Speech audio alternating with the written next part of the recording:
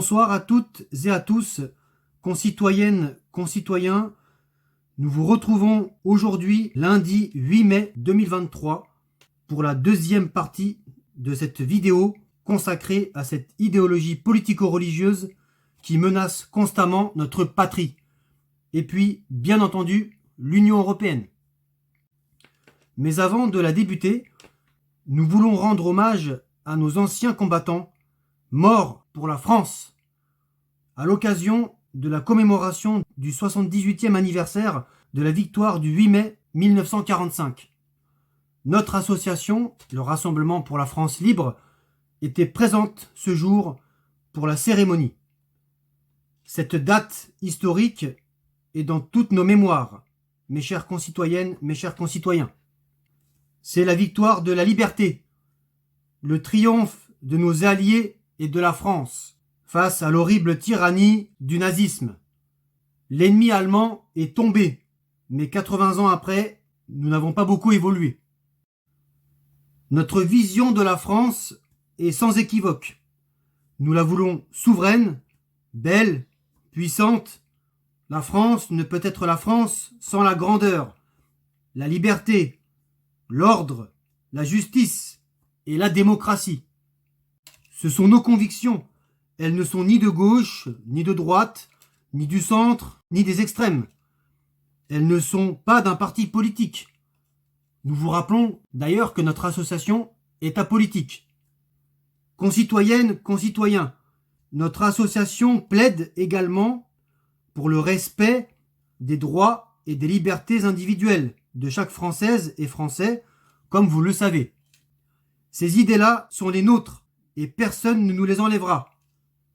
Nous refusons ce modèle européen défendu par les pères fondateurs de l'Europe, Jean Monnet, Robert Schuman, Konrad Adenauer notamment.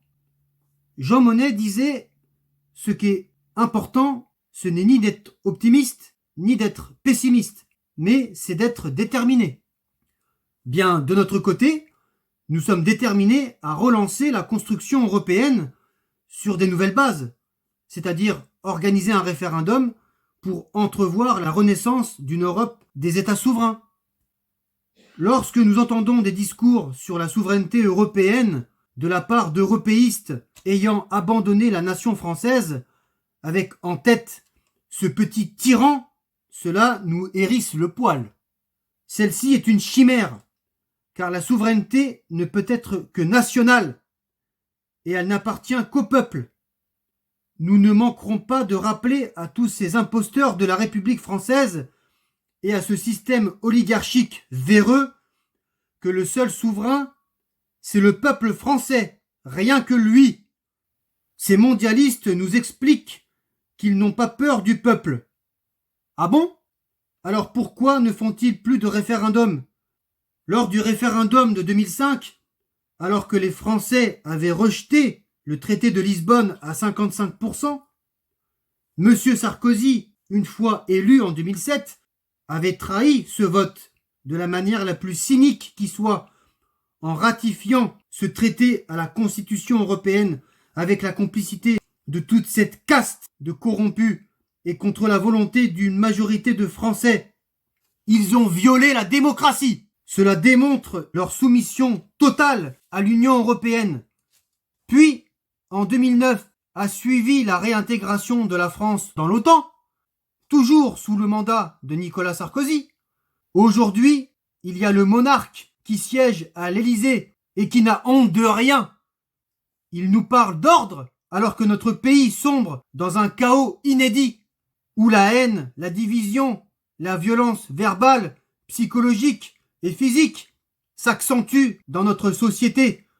C'est le désordre total. Il nous parle de croissance et d'emploi, alors que le chômage et la misère sociale s'amplifient. Il nous parle de paix, alors que nous sommes dans l'OTAN, une organisation belliqueuse qui veut nous emmener vers une 3e guerre mondiale. Il nous parle de justice, alors que règne l'impunité. C'est la jungle dans notre pays, où les Françaises et Français les plus modestes sont écrasés par des taxes démentielles. Il nous parle d'économie, alors qu'il a privatisé EDF vendu Alstom aux Américains General Electric. Pendant ce temps-là, nos artisans, nos commerçants et bien d'autres sont en grand danger à cause de cette horrible servitude à l'Union européenne et à l'Allemagne, avec l'explosion du prix de l'électricité en Europe. Vont-ils pouvoir continuer à payer leurs factures d'électricité et leurs charges de plus en plus aberrantes? C'est la France tout court qui va périr si nous ne quittons pas cette Europe supranationale criminelle qui tue les peuples et les nations. L'Allemagne a récemment refusé toute réforme du marché européen de l'électricité. Et quand le Deutschmark dit non, l'Union européenne obéit et se prosterne. Avec la complicité du servile qui siège à l'Élysée, qui travaille pour l'Union européenne, pour les banques, mais contre la France, accompagné par sa sorcière bien-aimée, Ursula von der Leyen. C'est le pantin de Berlin, de Washington et consorts. Ces gens-là n'habitent pas sur la même planète que nous. Concitoyennes, concitoyens, vos droits et vos libertés sont broyés par ce petit empereur de l'Union européenne, très bon élève, soumis et docile, toujours bien noté par la technocratie de Bruxelles. Ce personnage est cynique de par son mépris de la France et du peuple français, et nauséabonde à chaque prise de parole, car il parle en fédéraliste européen et non pas en tant que Français. Il piétine la nation française à chaque fois qu'il met un pied devant l'autre. C'est un anti-français. Il doit cesser d'exercer les fonctions de président imposteur. La République en marche? Non, c'est plutôt en marche vers un parti fédéraliste européen qu'il doit fonder. Comme le maréchal Pétain a été reconnu coupable d'indignité nationale en 1945, ce petit monarque doit avoir la même sentence. Mes chères concitoyennes, mes chers concitoyens, la continuation de son mandat ne peut plus être pérenne. La seule issue, c'est la destitution, pour en finir avec cet individu pervers, hostile à la patrie, le pire de la Ve République. Et pourtant, il ne faut pas oublier ses prédécesseurs. Nous n'allons pas sacrifier la France à la bagatelle, disait le général de Gaulle. Il est fondamental de mettre fin à cette mascarade en déclenchant l'article 68 de la Constitution de la Ve République sur la destitution du président de la République en cas de manquement à ses devoirs manifestement incompatibles avec l'exercice de son mandat. Il doit démissionner. La France sera prodigieusement grande, puissante, prospère, libre, si nous nous retirons de cette infâme Europe fédérale. Nous sommes des ardents patriotes. Nous avons la ferme intention de protéger vos droits et vos libertés de citoyennes et de citoyens français. Tant que notre association ira bien et sera debout, mais rassurez-vous, un jour, nous ne manquerons pas de mourir.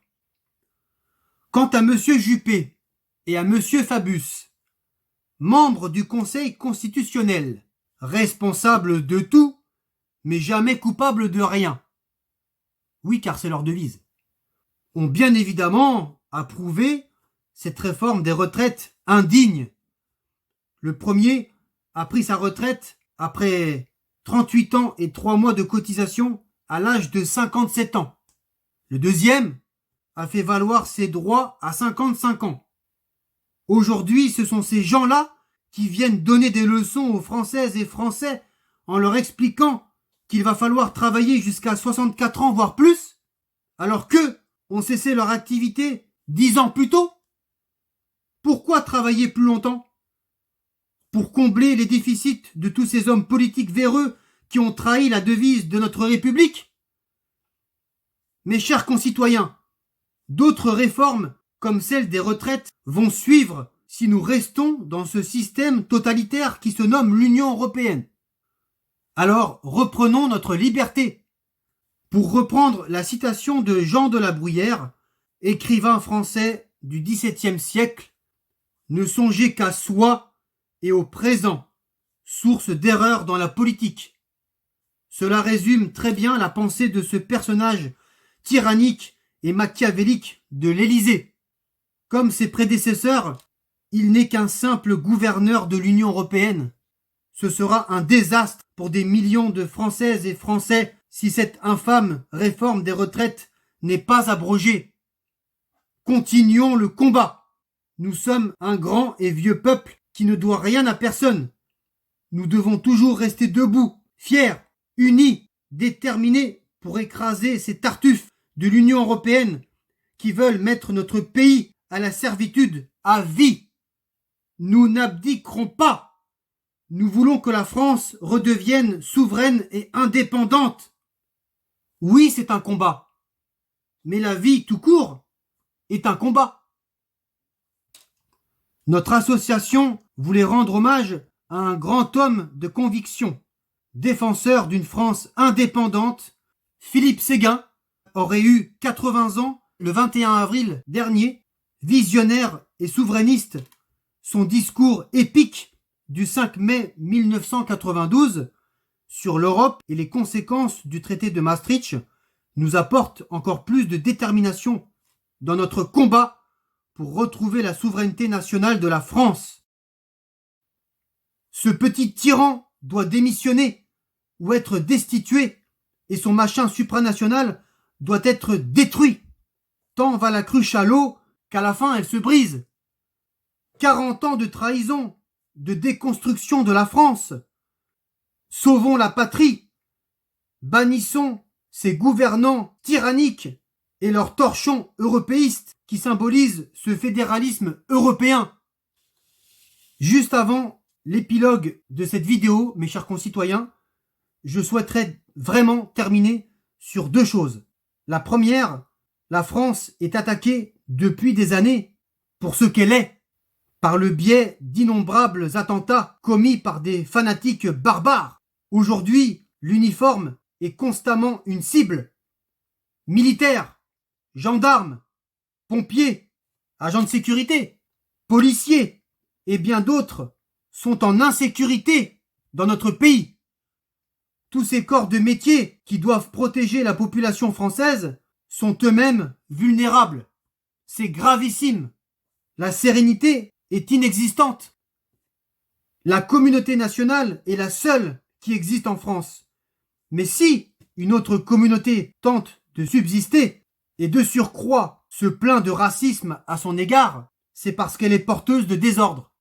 Si elle s'assimile à la France, cela veut dire vivre comme tous les Français en respectant la culture, les coutumes, les mœurs, l'histoire de France. Alors oui, on l'acceptera, mais à condition qu'elle ne vienne pas chez nous pour nous imposer les leurs. La deuxième chose, le pavoisement du torchon européen n'est plus obligatoire sur le fronton des mairies de la République française, suite à un amendement validé par la Commission des lois constitutionnelles. Mes chers concitoyens, c'est une victoire morale sur tous ces mondialistes fanatiques de cette Europe fédérale. Alors, encore une fois, continuons le combat jusqu'à ce que la France retrouve sa souveraineté nationale, jusqu'à la victoire totale. J'en ai terminé, mes chers concitoyens. Avant de conclure, nous vous rappelons que vous pouvez vous abonner à notre chaîne. Nous avons la page et le compte Facebook, le collectif du Rassemblement pour la France libre, RFL. Vous pouvez nous écrire par courriel charlescollectif@hotmail.com. Mes chers concitoyens, nous avons besoin de vous. Nous réclamons l'unité et la solidarité. Au nom de la France, aidez-nous. Chaque adhésion à RFL nous permettra de développer une association indépendante des partis politiques. Chaque affiche est produite par nos soins et à nos frais. Et chaque ralliement renforcera nos actions à entreprendre. Sans vous, nous sommes amenuisés malheureusement. Cette vidéo s'achève. Merci à toutes et à tous pour votre écoute, mes chères concitoyennes, mes chers concitoyens. Et ensemble, résistons! Vive la France libre!